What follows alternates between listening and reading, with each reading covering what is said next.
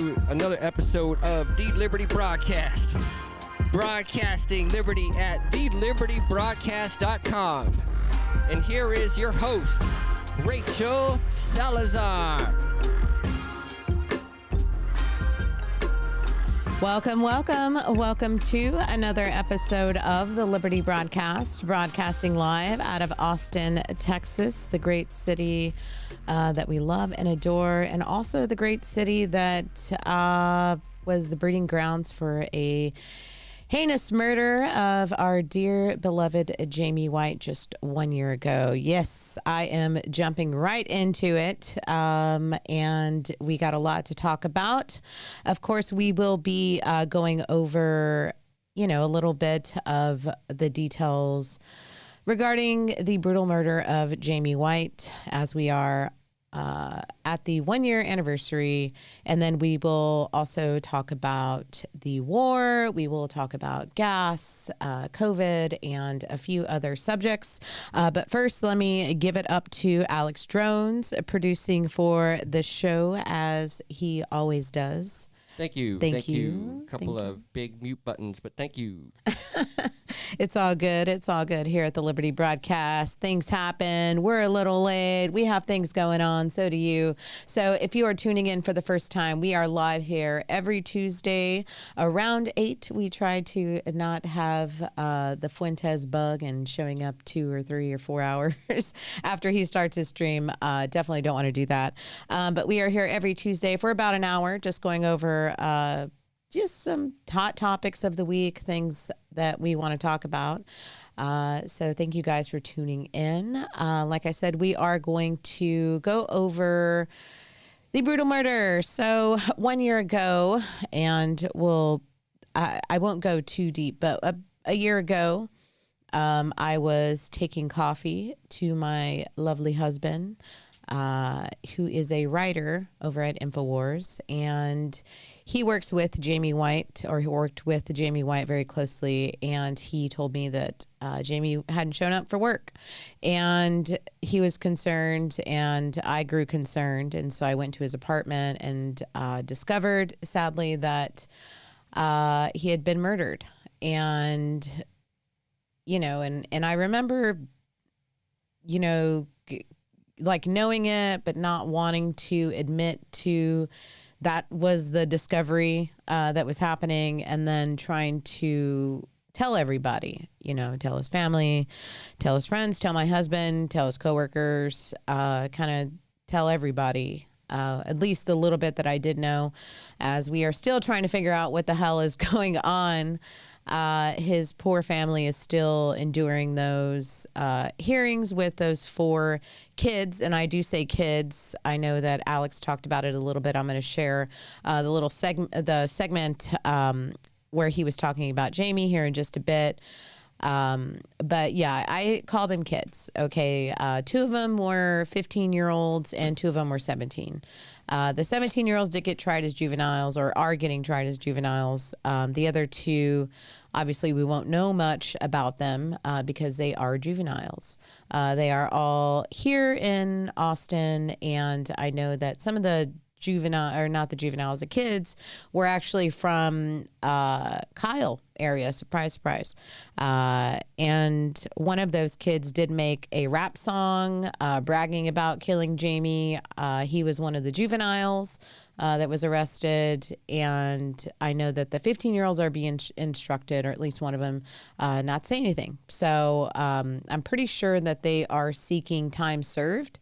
And yeah, why wouldn't they? Of course, they killed someone, a little slap on the wrist, and they'll be on their way, and they'll learn their lesson, and they'll go on, and maybe they'll be better people in the future because they took someone's life. I don't know. I don't really know how things roll out. But what I do know is that we are minus another great person here on this earth, someone that we really, really could have all used a little bit of Jamie in our lives. I did. So I'm going to play for you guys the segment where Jones talked about Jamie. He did also read my tweet, which was very nice. He gave me some criticism about my wording, which after, hearing it and thinking about it, of course, Alex Jones is right. And so toss another penny in the jar for him after looking over my tweet. So let's check out this video here. It's about 7 minutes long, so bear with me. It's definitely worth a watch. We'll watch it together. Here is Jones talking about Jamie today. Was 1 year ago, wow, seems like yesterday, and also 1,000 centuries, that InfoWars reporter, all reporters are amazing, but everybody agreed, the best writer, just an amazing guy. And he got murdered by illegal aliens and the children of illegal aliens and a racist black guy. Well, they called him a man, and they were all 17. Capital murder charge. We need to follow where that's going. And it just made me think about everything, because I just walked in and handed me a piece of paper with an X account, the Liberty broadcast, talking about 1 year ago today, the world was dimmed by the loss of one of its brightest lights, the most essential critics of the evil forces that claimed his life. Another needless casualty in the crime-enabling cesspool fostered by the Travis County far-left incompetent District Attorney Jose Garza. Incompetent? I mean, they do it on purpose. What are you talking about? Prayers to the family of Jamie White as they continue to endure hearing after hearing for the 4 kids who ended his life so tragically. Jose Garza, 100%. It's all done by design. And now, 1 year after the murder of our reporter, Jamie White, we remember the great patriot. Well, I'm the weekend guy. So I do everything that all the other writers do just on the weekends. And so I have to do newsletters. I got to put up the reports. I got to write the articles. I got to do the blurbs and interface with Jones to make sure he has what he wants. And, this is the thing about news. It's yeah, like just every hour, every. That's Stanley Kubrick's daughter. yeah, So it never ends. Vivian Kubrick, daughter of visionary Stanley Kubrick, captured a stunning piece of raw truth on film in December of 2022, alongside the fearless Jamie White. That footage, unfiltered and unapologetic, reveals the humanity of a voice for liberty gone too soon. Yeah, this is the back end. This is where all the magic happens. That looks like email. Yeah. Just different posts. You got Paul's, you got mine's. Oh, and then you all check each other's stuff, and then who gets editorship? Senior editor of the site. Well, we're still kind of working on that, but on the weekends, it all falls on me. So I'm the editor, I'm the writer, I'm the webmaster, do all that stuff. So. That's a lot for just a few guys to be doing. I mean, tell me about it. Yeah, no, it's seriously. Yeah, it is. I mean, one's so used to thinking that things are all kind of digital and electronic, but the old newspaper man thing is still happening. Yeah, it's just now we're not using ink. It's all just digital now. Jamie White, gunned down. A bullet tore through his carotid artery, silencing a voice they couldn't control. His friends here were more like his family because he didn't have anybody else here. White was a writer for InfoWars in Austin. He definitely liked to stand for truth, and he spoke up for what he believed in. Sunday night, Aaron says White stayed late at work. Literally right when he got home, all that happened. It was a little before midnight. White was home at the Chandelier Apartments off Douglas Street. Austin police say people were possibly burglarizing White's vehicle. White interrupted them, and they shot and killed him in the parking lot. Crazy that he's gone just like that. The suspects ran off. I'm still so amazed that people don't know that Obama passed that law, signed that law in December 2012, and then kind of fell into The propaganda thing? Yeah, where it said the that propaganda doctrine? Yeah, so The government can lie to you legally. Yeah, it's like, please. Yeah. That should be like front page. That should be a front page banner every day. That was I remember when that happened. That was a really big deal to me. Yeah. Because it wasn't super secret. Like it was covered by the mainstream media. Yeah. But they were covering it like it was like, yeah, like this is great, you know, like, you know, they're saying it'll do the opposite of what it does, you know. Oh, this will crack down on propaganda. It's like, but you just made propaganda legal. No. But that's how they're so successful, in part because that kind of gaslighting is just so, like, a normal person just who is like apolitical or doesn't follow this stuff, like they're just so assaulted with the inverted, you know, version of what they're saying that they just like come to believe it, you know, because surely they wouldn't lie to such a degree that it's like the polar opposite. You know, most people don't like think that way, you know. So. And InfoWars, it's been a relentless siege. Attacks raining down from all sides. A coordinated assault to choke out the last mutterings of free thought. Yet here we stand, battered but unbroken, staring down the barrel of tyranny. The last stages of this sort of currency collapse, you know, with this money printing and the inflation, it all kind of has an end game. And these people in power know that the end is coming, so the only way to really get out of something like that is, yeah, like a global war. Gets everyone's attention away from how did the system collapse. The truth is a wildfire they can't extinguish, and every fallen warrior like Jamie fuels its spread. The New World Order may claw at our heels, but the awakened are rising, and their house of cards is trembling. John Bound reporting for InfoWars. I added this at the end.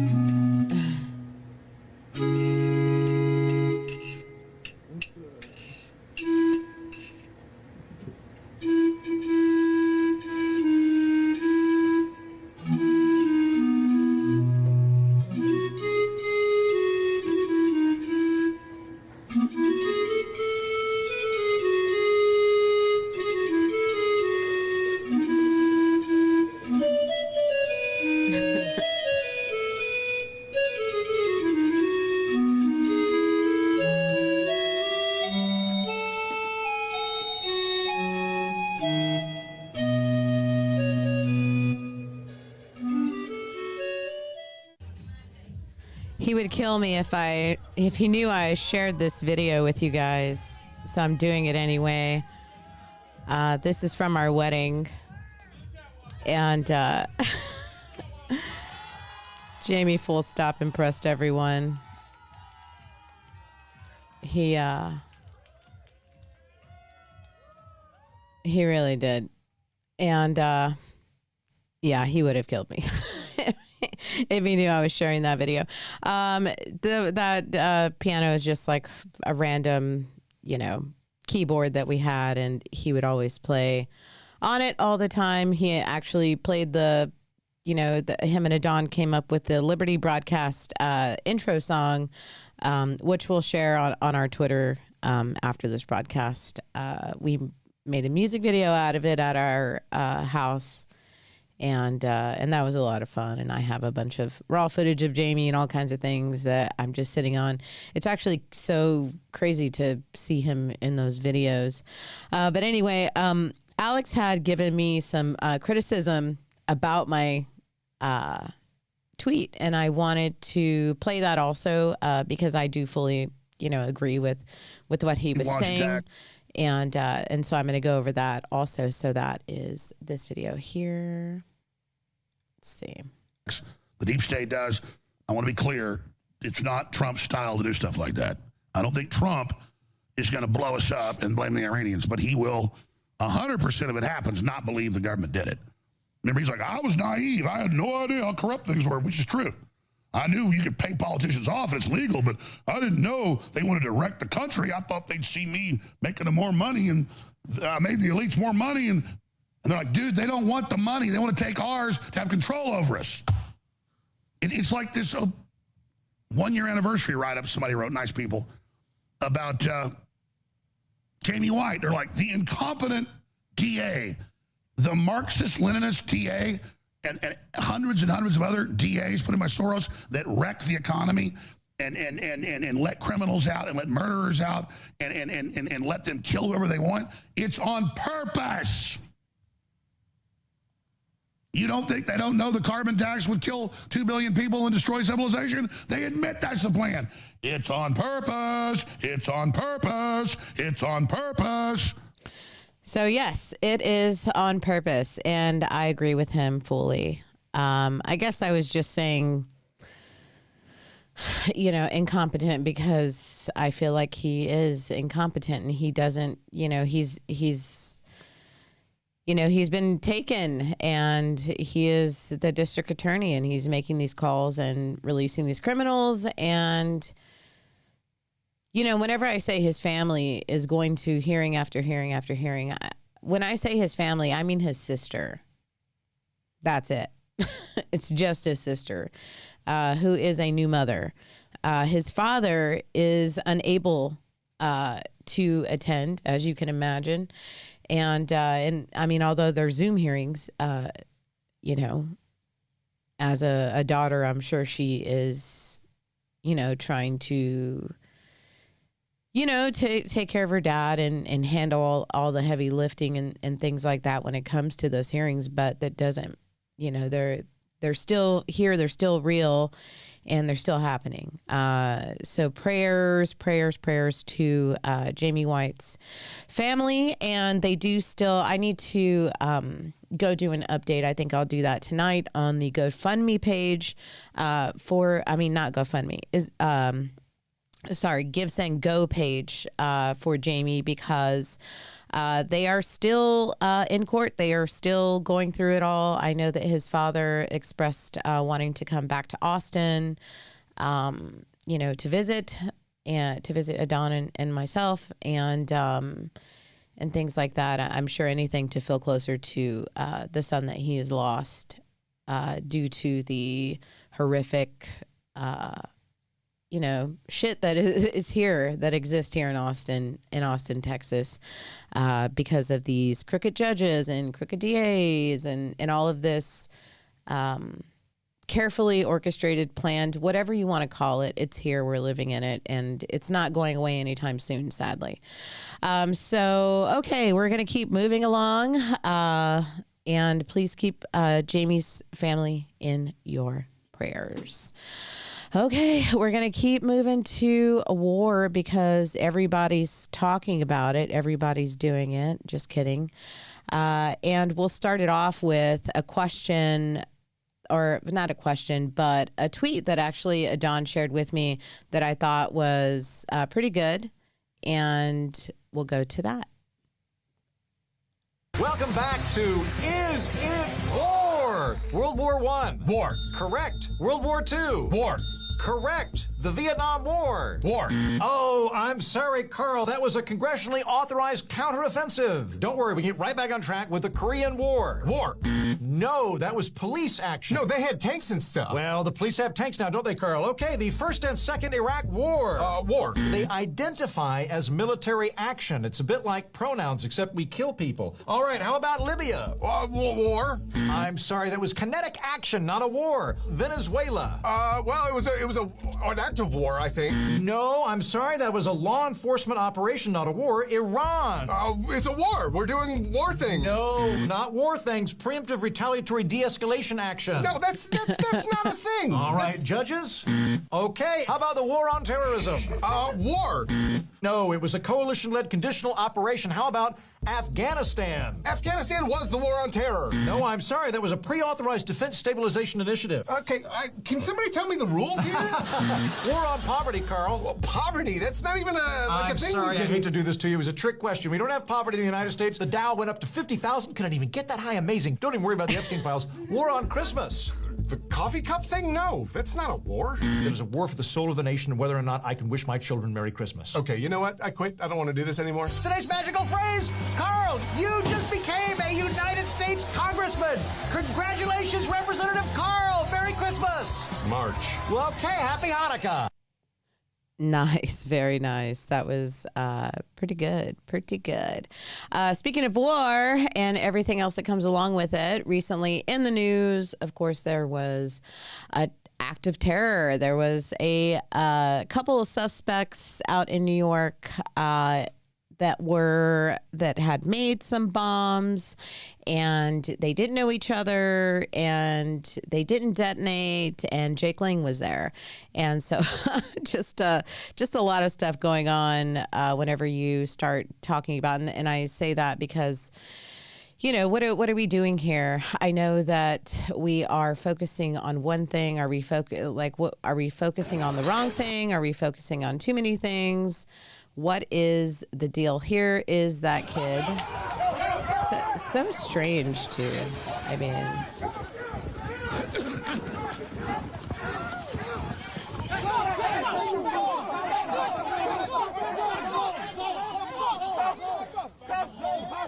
he knew he was going to get caught, right? Get a circle. Back up. Get a circle. Just turn around. And you know, honestly, it goes back to even what Jamie was saying in his video, and it's sad to see. He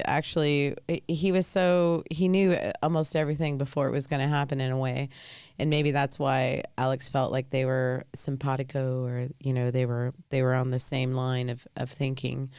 But yeah, so terrorist. These guys, awful people, walking out, getting arrested, doing, you know, these hand gestures. So here's a tweet from one of my favorites, Scootercast. Terrorism, bomb suspects, I'm going to try it. Amir Balat and Ibrahim Nick walked out of New York City precinct in FBI custody as event is investigated as terrorism after one threw a TAPT bomb towards an anti-Muslim protest near Gracie Mansion. And here they are, and he's doing some kind of sign, you know, with his hands showing, I don't know. I'm in and out of this thing because it's almost, I feel in a way, I don't want to say this is like a false flag situation, but I just don't know what to believe anymore. I'm sure a lot of you guys feel the same way. There's a lot going on. There was also another attempt, I believe, same situation, or I think that they said that they found several bombs. Here is a Fox News report saying that something so silly because they'll wash this. So it's you don't know what to believe, right? So we're saying, okay, I mean, obviously this did happen. There's video footage of it. It happened. But there's like two sides of every story. Too much, you know. There's too much, and so here's this report. Saying that they didn't know each other. I'm saying they're from different parts of Pennsylvania. They're in different age groups. They are not known to each other. And this is an attorney for one of the bombers. School ties. There is no reason to believe they knew each other prior to this incident, and I don't know how well they knew each other at the time of this incident. I'm saying yeah, so they didn't know each other. Okay. They just, I guess this is what happens to, you know, two guys just hanging out, two Muslim brethrens from different sides of the tracks on the same block, carrying the same fake bomb or not fake bomb, but bomb, I guess, with you know, things in it that are awful, bolts and nails and chemicals and things like that. And they didn't know each other. Okay. So if you thought that, you know, they did, they didn't. And the reason that we know this, that they didn't, is because CNN told us. They said, hey guys, two Pennsylvania teenagers crossed into New York City Saturday morning for what could have been a normal day, enjoying the city during abnormally warm weather. Wow, strange. How strange. But in less than an hour, their lives would drastically change as the pair would be arrested for throwing homemade bombs during an anti-Muslim protest outside of Mayor Zohran Mamdani's home. Here's what we know so far, right? So CNN told us this. Guys, they were just hanging out in this weather, the strange weather that was a little more warm than it normally is. And then their lives were abruptly, they were interrupted. And all of a sudden they were trying to detonate bombs. And it's the craziest thing. But CNN had to then go back because this post obviously is so ridiculous and say, hey guys, post regarding the two individuals arrested for throwing homemade bombs outside of New York City's Mayor Zohran Mamdani's home failed to reflect the gravity of the incident, thereby breaching the editorial standards we require for all of our reporting. It has therefore been deleted. So forget about it. Remember when we said this, what we really meant when we first tweeted, that's what we really meant. And we forgot that this isn't the Biden administration anymore. We forgot.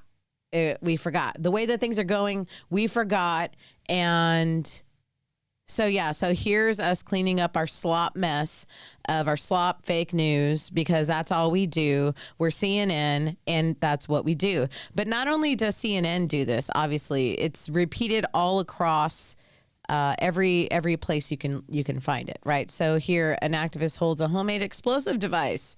So ABC News, an activist holds a homemade explosive device before throwing it towards police during a protest organized by a far-right influencer, Jake Ling, against alleged Islamification in front of Gracie Mansion on March 7th in New York. So, yeah. ABC News. Wow. Surprise, surprise. Puppy surprise. Of course, this is how things are being reported. And, what are we going to do? We're just going to keep moving along. Nothing to see here. Here's the InfoWars article about it. New York PD bomb squad investigates a suspicious package outside of his residence. And yeah, so activity. We're seeing that now live outside of Gracie Mansion here in New York City. CB, what are we learning? Hey, Sandra. Well, we are here in New York City's Upper East Side neighborhood. We're actually a couple blocks down from Gracie Mansion, which, yes, is the home of New York City Mayor Zohran Mamdani. Right now, officers are investigating a suspicious device that was found in a popular park nearby called Carl Schurz. So this is separate from these two guys that didn't know each other that carry bombs on them all the time. Another command unit that are out here. Again, a suspicious device was located in a nearby park. Someone called it in. I'm told this by a police source. It really doesn't help that we have Jake Ling out there taking pig carcass to the mansion and all of these things. Like, what are we doing? We're wasting our time. This is crazy. It's like a distraction. There's one distraction over here. There's another distraction. We got no Epstein files. We don't have the mass deportations that we were promised. We don't have the Epstein files we were promised. Nobody is going to jail. We have one person in jail for the Epstein files. They're in jail for what? We don't know. We don't know why Ghislaine is in jail. We just don't know. We have no idea. She didn't do anything wrong. Why is she in there? And we have no answers. And we have high gas prices. We're in war, but it's not a war, but it is a war, but it might be a war, but it's really just what? And then we have Erica Kirk and so much more. So let's keep going down the list of just the ridiculousness that is the news here on the Liberty broadcast. So President Trump. Oh, yeah. So ton of things. Right. So we have the bomb. And now recently it's been reported that Iran has begun to lay mines in the Strait of Hormuz. And so the Strait is where the reason why our gas prices are so high, because they have stopped movement in Hormuz, and now they have planted mines, and that's awful. So Iran has begun planting them. Dozens have already been laid, they claim. Hundreds more are possible in the coming days. Closing the strait, and what I'm doing here, in case you see me, is I am reading this tweet so we can read along here. Closing the strait with naval presence is irreversible. Mining is not. Every ship that enters now risks hitting a mine. And 20% of global oil, 30% of Taiwan's LNG, 33% of global nitrogen, fertilizer, the sulfur supply chain, the semiconductor supply chain, all of it is at threat due to this mine. So let's see. According to Iran has begun laying mines in the Strait of Hormuz. This is according to two people familiar with the matter. It's another major complication as the world's top oil exporter warns there could be, quote, catastrophic consequences for oil markets if the conflict keeps disrupting ship and oil tanker traffic through the strait. He says beyond upending shipping and insurance, the ongoing disruption could snowball, threatening aviation, agriculture, and other industries. A short time ago, the White House repeated President Trump's promise to provide government-backed insurance as well as naval escorts to keep tankers moving. So far, those shipping companies are resisting traveling through the region while the fighting goes on. Iran has begun. Yes, as any normal person would. Who wants to get blown up by a mine? President Trump, though, is responding to these mine claims. Of course, Trump is going to have something to say. And so Colin Rugg reporting here that President Trump responds after CBS News report that Iran is taking steps to deploy mines through the shipping lane of the Strait of Hormuz. CBS reported that Iran has an estimated 2,000 to 6,000 naval mines. If Iran has put out any mines in the Hormuz Strait and we have no reports of them doing so, we want them removed immediately, Trump said on Truth Social. If for any reason mines were placed and they are not removed forthwith, the military consequences to Iran will be at a level never seen before.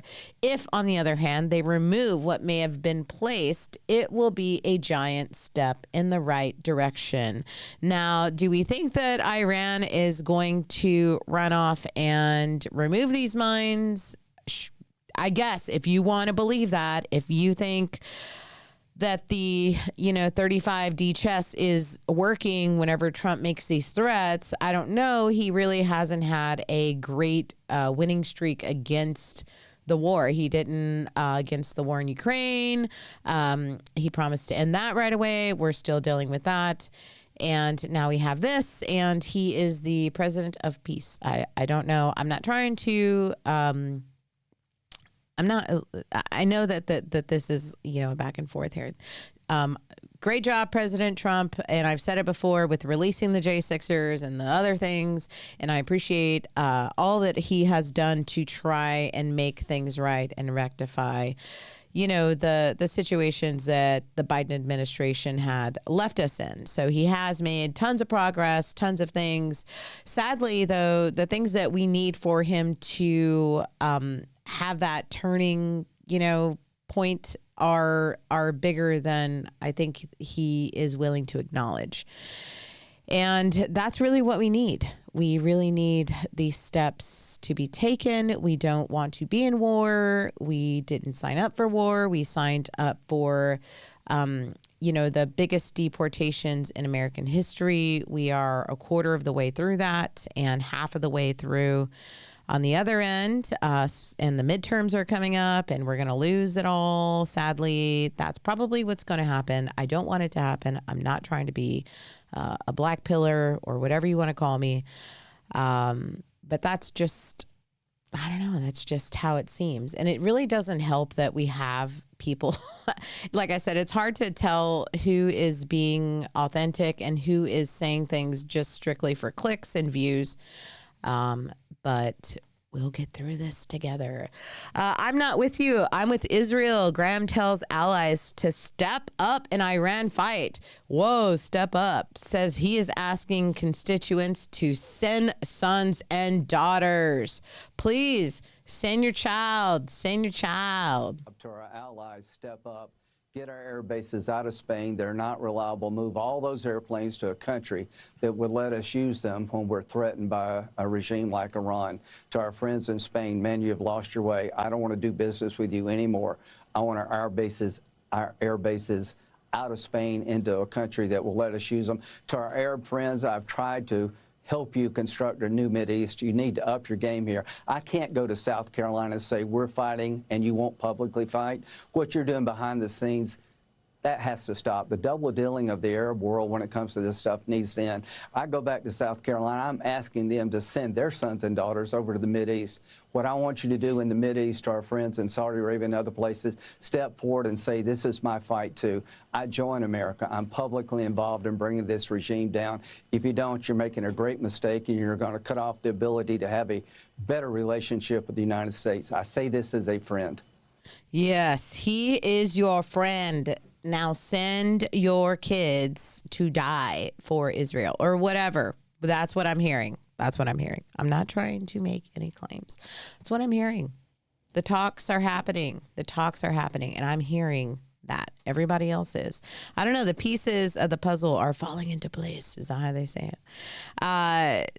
So we have any guess about how long this is going to be? We should start. I'm waiting for I'm sure that there is something on Polymarket or something about how long this war is going to last. Somebody did ask about this to Levitt, and let's see her response. What is your current timeline for how long the war will last? So look, as you know, Steve, the president and the U.S. military's initial timeline was about 4 to 6 weeks to achieve the full objectives of Operation Epic Fury. Again, to destroy their missiles and their ability to make them, destroy their navy, permanently deny them nuclear weapons forever, and to, of course, weaken their evil terrorist proxies in the region. We know that the U.S. military and our brave warfighters are quickly and expeditiously executing these objectives well ahead of schedule, but ultimately the operations will end when the commander-in-chief determines the military objectives have been met, fully realized, and that Iran is in a position of complete and unconditional surrender, whether they say it or not. Yes, whether they say it or not.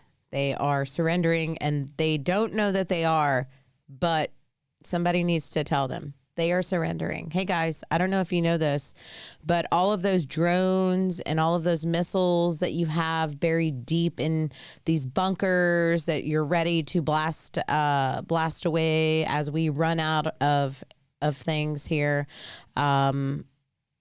You have to surrender. Yeah, they're not going to do that. I don't know. They've sort of been waiting for this moment for a really long time. I'm pretty sure that they are prepared. We talked about it last week. We had brought up some articles about them having a giant surplus of drones and missiles and special missiles that, carry multiple missiles within one, and it doesn't look good. And there were claims that they were first sending off older drones and older missiles, and they have yet to even tap into the actual reserve that they have in those bunkers. And whether that's true or not, I think that I believe it. I do believe it. And sadly, I think that this war or Operation Fury, what did you say, drones? What was it? It is Operation Epic Fury. Operation Epic Fury. Sorry. Operation Epic Fury. That's a tongue twister. That's a tongue twister. I saw, and speaking of, I saw this Caitlin Bennett, who I adore. I've always been a huge fan of Caitlin Bennett. She is just a sweetheart. She's like one of those little Chihuahua dogs that are so cute. Not that she's a dog or a Chihuahua, but just like they're so small, and I don't really think that I'm not. Jamie actually loved Chihuahuas. I think he had a Chihuahua. He grew up with one. Everybody loves a small dog. I'm not a fan of the small dog, but I'm trying to say that I understand, small dog, big bark is my point. And I love this video, Caitlin Bennett video. Here it is. You really think that Iran's government, their laws and their policies that come from the Ayatollah, which is a dictator who runs under Islamic rule, is more equally oppressive? Is it equal oppressive as Donald Trump? Yes. Okay. So is it illegal here in America to divorce your husband? No, but it's incredibly difficult, and it's So incredibly... it's not illegal. You won't be arrested for doing that, right? No. You would be arrested for that in Iran. Yes. Yeah. Is it illegal for you guys to walk around without your head covered? No, but that's a different religious belief as well as legal. And again, it's not the same kind of oppression. Well, do you think it would be oppressive if Donald Trump came out and did an executive order demanding you guys to cover your hair in public? Sure, it's not a religious belief that we share. Okay. But again... But it would be oppressive, right? Yes. Okay, so but 2 again- for 2 for Iran. Would you go to jail for leaving your house without your husband's permission here in America? Sorry, come again? Would you go to jail for leaving the house without your husband's permission here in America? No, but again, it's a different kind of oppression. Explain that. Well, if you want to look at generally Donald Trump, his treatment of women is horrific. Anything in the Epstein files, there is just so much happening. All of the crimes that he has been accused of. We're talking about laws and policies under these governments. Yes, but laws and policies are not the only way to subject somebody to oppression. Okay. That's always the case, right? She always gets them. She's so good at that. A lot of people having a hot take on pretty much every aspect of this. One of them, I would say, is the bombing of an elementary school. So Trump initially claimed that Iran was responsible for bombing its own elementary school and killing children, which is awful. We don't want that. We don't want war. We don't want bombings. We don't want elementary schools getting bombed either. Whenever the administration does a bombing and they bomb and kill an awful leader, I guess I can partially get behind that depending on who or what it is. But when we're bombing or bombings are happening in elementary schools, it's awful. I don't know. There's so many different ways to look at this. So Trump initially claimed that Iran was responsible for it. He said this aboard Air Force One. He stated it was done by Iran due to their inaccurate munitions without providing evidence is basically what happened, because and I don't think that he did it intentionally, and I think that the wording of that may be off, right? So I think what he was trying to say is that he doesn't have all the facts about it, and if it was done, it was likely done in a way that he would approve of and be okay with. He doesn't have the feeling that something was done in, he thinks really, really goodly. He thinks really good about his administration, of course, because it's his. And so this is what he had to say when a reporter asked about the bombing of the school. President, you just suggested that Iran somehow got its hands on a tomahawk and bombed its own elementary school on the first day of the war. But you're the only person in your government saying this. Even your defense secretary wouldn't say that when he was asked, standing over your shoulder on your plane on Saturday. Why are you the only person saying this? Because I just don't know enough about it. I think it's something that I was told is under investigation. But tomahawks are used by others, as you know. Numerous other nations have tomahawks. They buy them from us. But I will certainly, whatever the report shows, I'm willing to live with that report. President. And I remember seeing this, actually, the questions in real time. And that is also a lovely thing about the Trump administration is that, we don't have to really guess about how Trump feels about things. If you literally watch any time that he is live, at the end of it, he generally takes questions.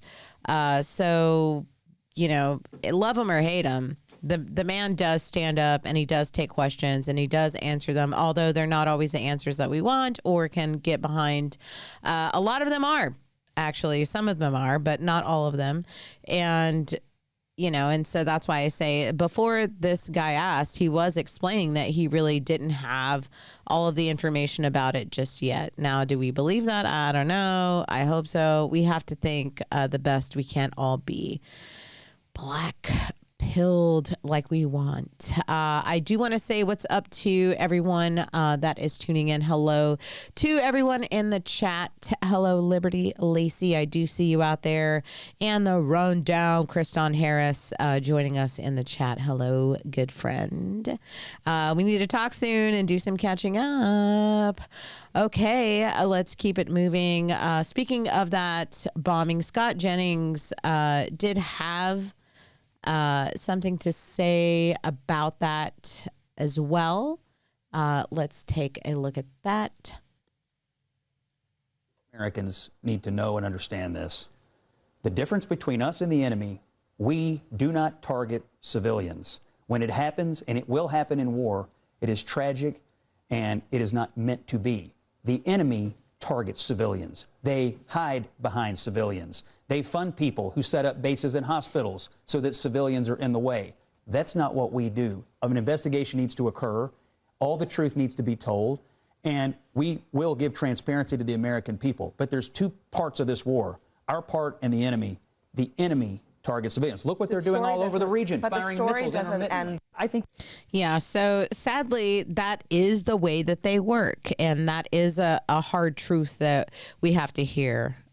Not saying that because they hide or they use children as their shields to get away from being attacked or being targeted, it doesn't make it any more right. I would guess that all of the missiles and drones that they have, they're probably under an elementary school in a bunker, if I had to guess, because they know. You know, we are not like them. We are not. Is that a song? Is that how the song goes? Oh, they not like us. There it is. We're not. I'm doing the remix and it's called We Not Like Them. It's the sequel to They Not Like Us. But yeah, I mean, we're a different kind of people, which makes it that much more of a threat whenever these people that are coming from these third world countries or other countries where our ideologies and our religion and just the way that we live are not in a line with each other. You know, we're not, you know, slitting at people's throats. We're not slapping women in the face. We're not making children marry grown men. We are not making 11-year-olds carry babies of their husbands, that are grown men. We're not doing these things. We don't live that way. That is not the way that it is here. And sadly, we do see things like that happening. I talked about it last week on the show where, you know, once upon a time, in order to see someone get beheaded and their head roll on the sidewalk, you would have to acquire a VHS, and it's called The Faces of Death. And that's the way that you saw it. And now, not so much. Now you can just jump on TikTok or Instagram or Facebook or any social media platform and find porn, bestiality, murder, decapitation murders, just you name it. We are desensitized to the point of no return. And people that are coming over doing these crimes are only helping the movement of the global elite takeover, whatever you want to call it, of the satanic demons that are destroying the world, whatever. It's happening. And we're just rolling with it. We're just going along with it because what are we going to do? What are we going to do? There's something we can do. We can do like local elections and things like that and try to rescue what we can. But for the most part, I think the best thing that we can do is do your own research. Care about the world around you. not just what's on your TV, not just your reality TV show and, you know, the bitch that you work with at the dentist office or, you know, or wherever you work, not just your boss at the library or whatever. You know, we have to care beyond that. We have to care about our neighbors, our children, our family, and helping them see the other side of this is a little bit, but it's a big thing that you can do. And I bring this up because I think about a conversation that I had just recently with a really good friend of mine. And so I have a really good friend, and she is kind of on the other side of things. And I'm not going to say her name, but we don't agree fully, but we agree to a point where we are friends. And she's willing to have the conversations, and she asks me the questions, and sometimes she likes to poke at me because she likes to do a little back and forth, which is totally fine with me. I'm just like, hey, just so you know, I'm not changing my mind. If that's what you think is going to come out of this debate that you want to have, it's fun. It's lighthearted. It gets kind of dark sometimes, but then we come to the light eventually because at the bottom of it all, she is great. She has a good heart. But anyway, so we're talking about Jamie's murder. Okay. So I brought it up this way, and I've told the story 2 times today already, and I'm going to tell it for the last time today. But I was thinking about this thing that I did. So about 10 years ago, I brought up a sexual assault charge that had happened to me when I was a kid. Here in the state of Texas, there's no statute on sexual assault. And I was able to find the person, or not me, but Austin Police Department was able to find the person somehow and track him down and lock him up. And he was there in jail for a year. And I went through the investigation and interviews and all of the whole thing. And at the end of it all, he got 55 years. That's a long time. That's quite a long time. And then I started thinking about the 1-year anniversary or death anniversary or whatever the hell people call it when it's been a year since your loved one has passed away. And I think, what's up with these kids? What's up with what's going to happen? What does the time frame look like for their punishment? What really, truly is it going to be like? And I think about the 2 15-year-olds, and they're going to ask for time served if they haven't already. And that's insane because it's murder. Sadly, and I'm going to be doing something about this. I'm going to be speaking with some people locally, and I'm going to really make a move on this. And they'd recently taken out capital murder for if you are killed during a burglary of your vehicle, it is no longer considered capital murder. And so because that is the way that it happened with Jamie, the capital murder charges were dropped. And instead, just, I guess, regular plain old murder was picked up. I don't really understand the whole legality part about what's happening. And I really don't want to keep asking Jamie's sister about it either. It just sucks that it's such a puzzle to figure out. So anyway, we go to the Greenbelt to go do a hike, and and I bring this up and I say, I got this guy for 55 years for sexual assault. Surely these kids are going to have to do some time. And she says, they're just kids though. I doubt it. The kids get a second chance. Because they're 15, they're kids. They're going to get a second chance. And I was like, this is no. And she goes, well, what do you want? And I was like, I don't know. I mean, like 50 years, 40 years, I don't know what equates life. What prison sentence equates life? That's what I'm looking at. And although I know that they were 15 years old, and I agree, like how they grew up and their parents and all. Okay, fine, give them a second chance. Lock the parents up. Charge the parents with murder then. Somebody, I don't think that there needs to be any relaxation with the laws when it comes to murder based on age. I think if that comes to the table, if that is a part of the conversation, now, okay, to take age out of the factor, let's go to the parents. Let's charge the parents with capital murder then. Let's charge the parents with murder. Like, who does the response, who does it fall on? And she was, and then she said something about, and this is like really, it gives me an inside look to the way that these people think. And like, this is a work in progress here with my friend. So I try not to hold her opinions to heart, because I know a lot of times she's just poking me. But she said, what do you want? The death penalty? And I was like, well, yeah, I mean, if that's what they're going to do, I mean, if that's what they think, I mean, if you want to play the extreme game, sure, whatever. And she said, oh, okay, well, if you want the death penalty, then you're okay with abortion. Then abortion is okay. And the mental gymnastics, that you have to do is insanity. It's so crazy and in my head, I'm like, oh man, this girl, like, come on. And I think of it, and I'm not like trying to hate. I love her to death. Okay. I'm going to say that for real, because, I really care about my friends. If you're my friend, the care that I give. And I care about her so much that I want to try to talk her through it.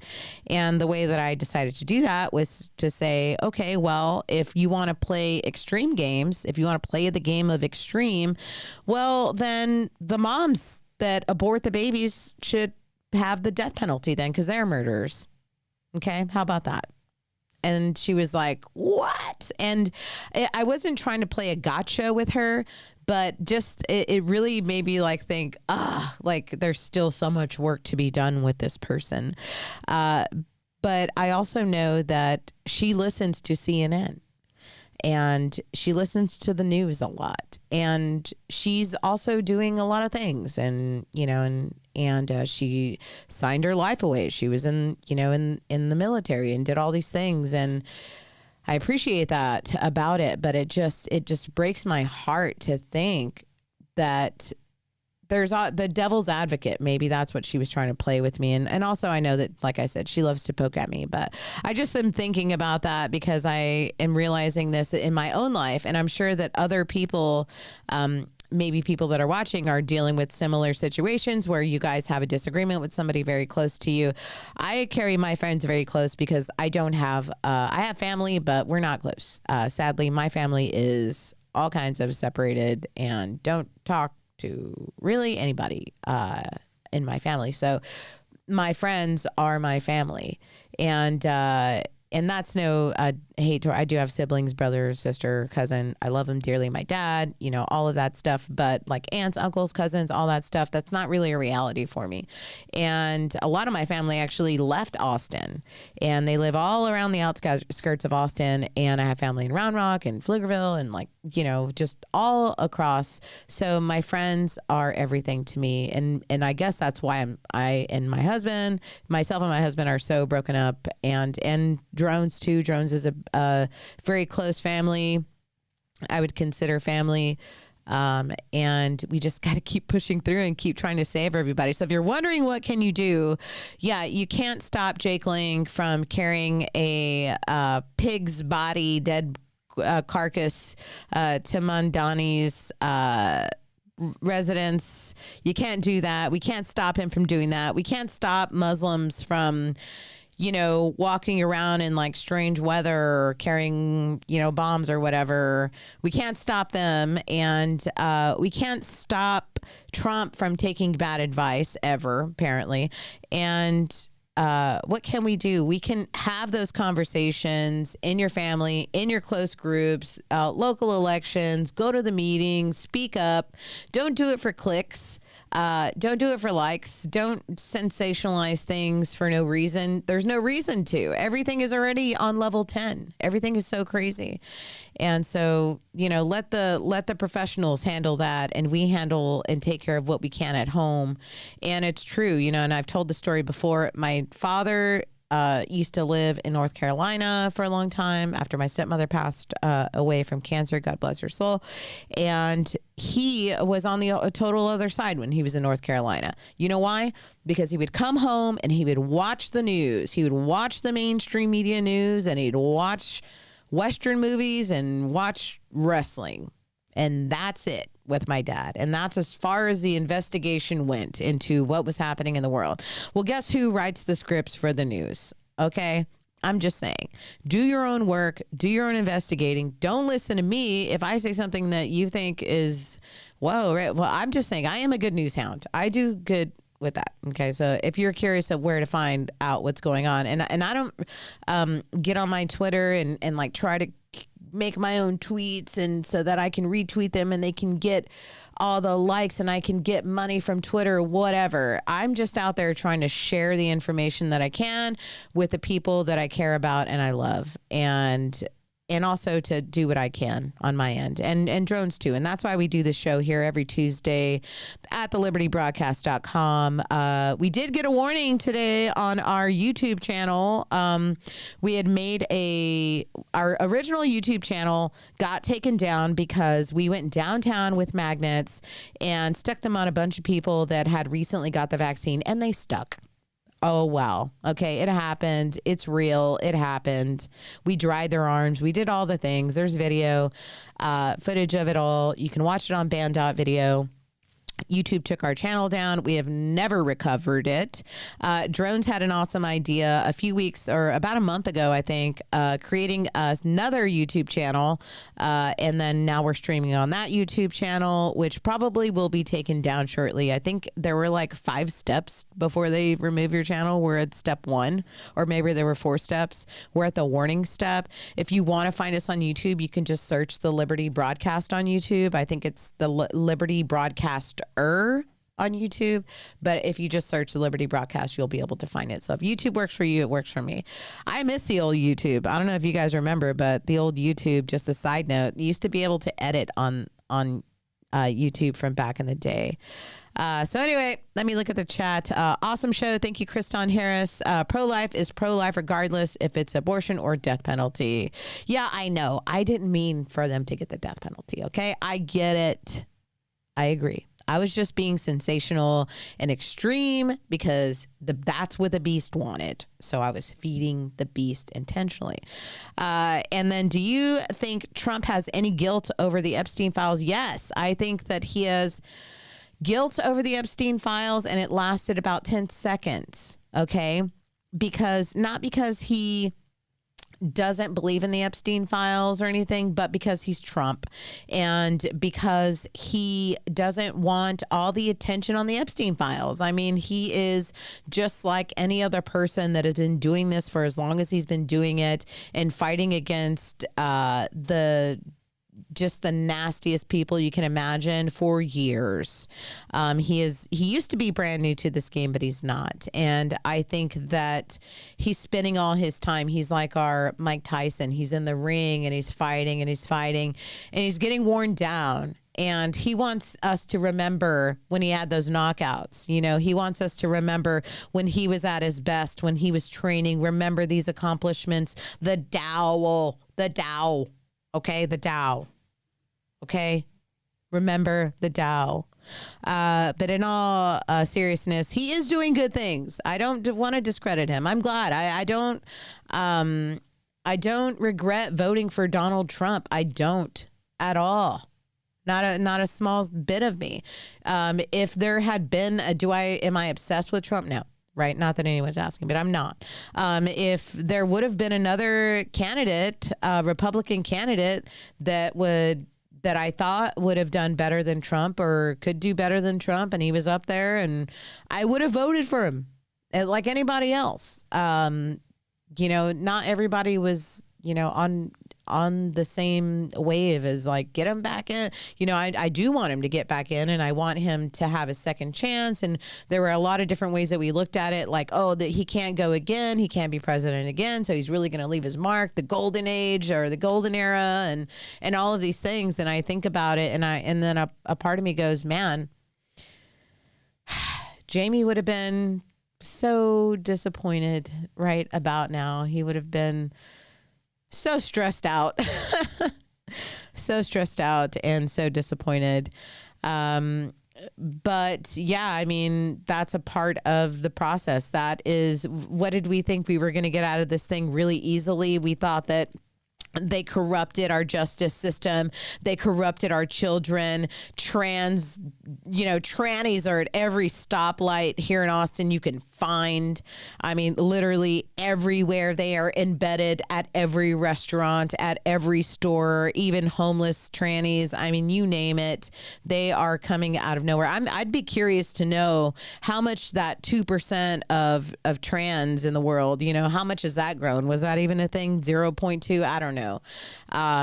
But I'm sure that it's grown significantly. And where is it going? I'm looking at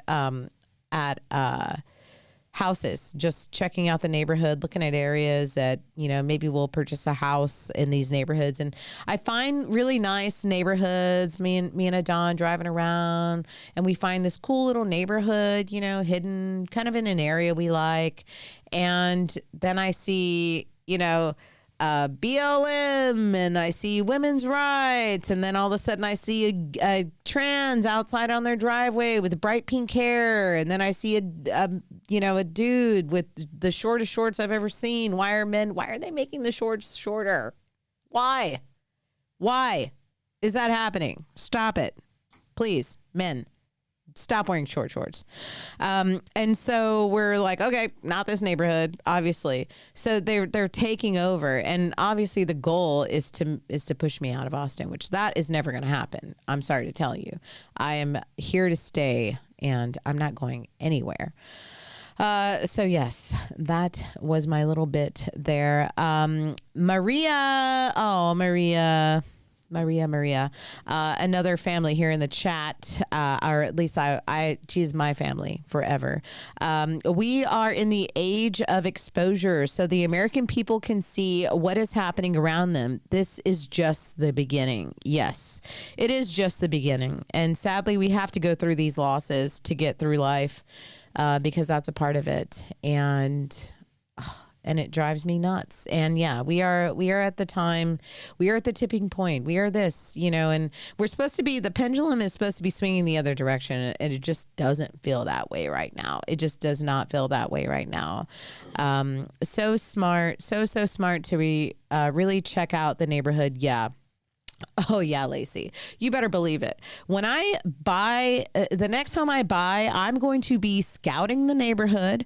I'm going to find the house that I want or like or whatever. And then I'm going to go meet the neighbors and the across street neighbors. Okay. That's what I did at our current house or home that we are in. I met the neighbors to my left. I met the neighbors to my right, and across the street, I thought were an old gay couple. Turns out they are retarded, I will say. Huge Tellerico supporters, so much so that they taped his campaign sign to their front window because, I don't know, they're fucking crazy.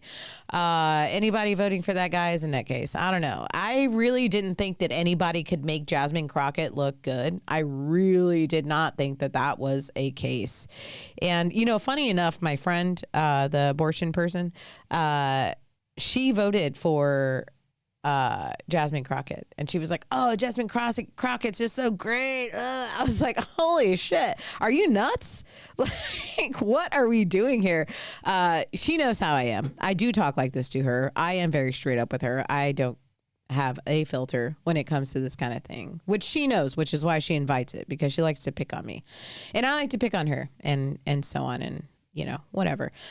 So yes, war. I did want to, I know that we are coming close. I kept rambling on. I did want to talk also a little bit about vaccines, and I'll do this ever so quickly. So Nicholas Holscher, he's, and I'm going to be very honest, and he is so intelligent and he knows so much, and he is working to, you know, just disclose all of the insanity when it comes to these vaccines. And he has been on the high wire a lot recently. And here he is. I'm going to say this because it's very obvious. It is hard to actually follow along just because of his demeanor. And that's my personal opinion. But he is a lovely, great person with vital information. Let's check out this clip here. The tide is turning. Now it's over 56% of Americans believe that the COVID vaccines cause mass deaths. So the whole public is waking up now. It cannot be stopped. The science keeps coming out. Every single week, there's a new study that's more and more shocking. 2 days ago, a study came out finding vaccine components, spike protein, and mRNA in placentas of vaccinated pregnant women. You can't make this stuff up. So now it has transgenerational effects. It's impacting future generations. So again, this is very serious, and it's going to keep coming out. This information won't stop. You know, we have experienced mass casualties, mass deaths, millions of deaths, injuries, and disabilities in the United States alone from the COVID-19 vaccines. And they're still being given to 6-month-olds. And so it's absolutely madness, but it's going to come to an end sooner or later. Yeah, sadly, it's not coming sooner. It should come sooner for sure. We reported a couple of shows back or so that they were finding, and it was his findings, I believe. I could be wrong, but excuse me. The findings were that they had tested blood and we're finding mRNA in blood from people that had been vaccinated. And we're talking, what was the year? 5.5 years later. Is that COVID time? 2020, right? So 5.5 years later, still finding it in their blood. Okay, finding it in their blood. Then they took skin samples and found it on the skin. On the skin. Okay, I don't know if you know what skin is. Here's some skin. Okay, what's going on? And now he's saying we found it in placentas. Okay, furthering what we already knew, that this was transferable. You know, we were talking about how it was leaching, or is that what it was called? Shedding. Sorry. It's shedding. The vaccine is shedding. I remember, and I'm going to keep bringing Jamie up because that's on my mind. But, you know, Jamie would started trying to date and things like that. And he had downloaded all these dating apps, or not all these dating apps, but he had a dating app that he was using, and he made his profile like no vaccinated, you know, like unvaccinated, you know, and it was like the hardest thing in the world for him to find someone that was not vaccinated. Well, duh, we're here in Austin, Texas. Everybody and their mom and their baby and their dog are all vaccinated, or the majority anyway. And so that was always hard to do, but we would always tell, or I would always tell my guy friends, like, please don't do it. You're going to have these like mutant kids, and it really sucks because it's really a shame, I guess, because so many people were tricked into getting this vaccine, and they're now finding out that they've signed pretty much a death sentence. And it's sad. It's disheartening. We have family. We have, you know, I am almost 100% sure that my dad got the vaccine. You know, at that time, that's whenever he was on the other side of things. And it's sad because it's irreversible. No amount of anything is going to remove this out of your body, I'm sorry to say. And we knew that from the very beginning. If only people would have listened, if only people would have done their own research, if only people would have not been so fearful. But they put people in this place of fear, you know, so then they can control, right? They control people through fear.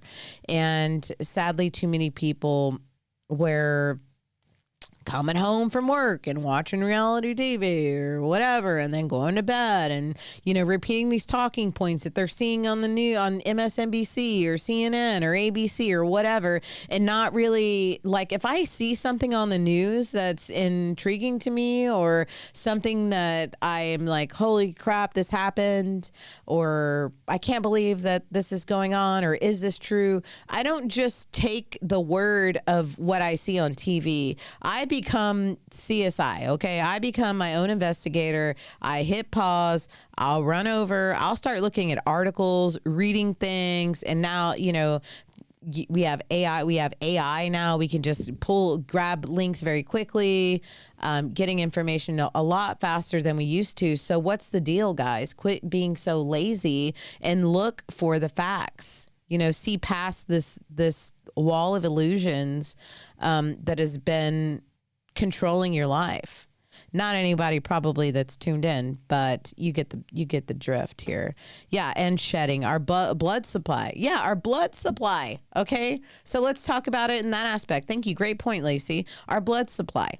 Okay, how many people, and I remember this very clearly whenever they were talking about getting blood donations and whether people were going to be getting marked as vaccinated or unvaccinated blood. And guess what? They didn't keep track of this. Okay. This is not something that anybody kept track of. And even if they did try to keep track of it, do you think people are going to be honest about it? No, they're not. They're not going to be honest about it. Okay. So we have contaminated blood. So if you go to the hospital for an emergency and you have to get blood, see ya. You might as well have gotten the vaccine, right? If you have a baby, right? The mom got vaccinated. I have a close friend of mine. He was with somebody. They got vaccinated. They had a baby together. The baby came a little early. Okay. Lived in ICU for several months. Okay. You know why? There was something going on in the placenta. There was a blood clot in the placenta or something. The baby had to come early. These are serious things. These are things that were happening right away after getting the COVID vaccine. You know why? Because this woman was pressured to get the COVID vaccine when she was 8 months pregnant. Okay. 8 months pregnant. Second, this is the booster. Had one already when she was early pregnant. Got a booster at 8 months. Had the baby right after. The baby was already having issues. She was already on bed rest. There was already a lot of situations going on. It's like, how much do we have to see? I know people, I also have family that they were so scared after they got the vaccine that they were carrying around stethoscopes to check their heart. That is a real story. Okay. We have to wake up. We have to wake up. We have to wake each other up. And if we don't, then we're just all going to die. We're all going to have Illuminati weather death forecast upon us, raining hells of fire of shedded vaccine corpse, ashes raining from above, whatever. Anyway. I don't know what I'm talking about. Okay. That pretty much covers what I wanted to go over today. And the last remaining bit of the segment. Thank you again, guys, for tuning in to the Liberty Broadcast here at thelibertybroadcast.com, or if you're watching on Twitter or Facebook or YouTube before our channel gets taken away. We really greatly appreciate you guys for tuning in. We are here every Tuesday unless otherwise stated. Usually we put that on our social media if something does come up. Otherwise, you can check us out 8 p.m. Central Standard Time at thelibertybroadcast.com. And now we will be bringing to you a very stapled portion of the show with our wonderful, wonderful Alex Jones taking the lead on the Illuminati weather forecast today. Oh, yes, it's time for another Illuminati weather report brought to you by thelibertybroadcast.com. All right, it looks like if we just go to our map here, it looks like we got a lot of stuff going on. It looks like the Illuminati is causing some storms It looks like some storms are also heading our way. It looks like, oh my gosh. Oh yeah, this is not good. We'll go switch to the models and see what's happening over here. All right, so we'll just go ahead and take this model here. Make sure this model's good. All right, no, it's not good. So we're gonna switch this model. We're gonna go back over here. All right, yeah, there we go. All right, it looks like a lot of Texas is gonna get hit with some Illuminati weather here. These storms are pretty serious. They're causing like baseball size hell, you know, or they're also like tornadoes and stuff are gonna be various places, and it's not looking good. Illuminati's messing everything up. Back to you, Rachel. Okay. That doesn't look good. Thank you, drones. Is that real? Is that happening outside right now? Hold on a second. Illuminati weather forecast brought to you by the LibertyBroadcast.com. Always a pleasure to get that weather report from drones. My sister loves the Illuminati weather forecast. She told me day before yesterday, she came over and I said, hey, have you got to catch an episode of the Liberty Broadcast? We brought it back. And I said, and we're doing the Illuminati weather forecast. And she was like, oh my God, I love the Illuminati weather forecast. So a very, very popular segment here at the Liberty Broadcast. All right, guys. Well, that is going to do it for tonight. Thank you again for tuning in. We will see you guys next week at thelibertybroadcast.com. Please don't forget to send in your prayers for the Jamie White family. As you know, like I said before, they are having to attend those Zoom hearings on and on and on as these kids ask for no sentencing. That'll do it. Thank you. Good night.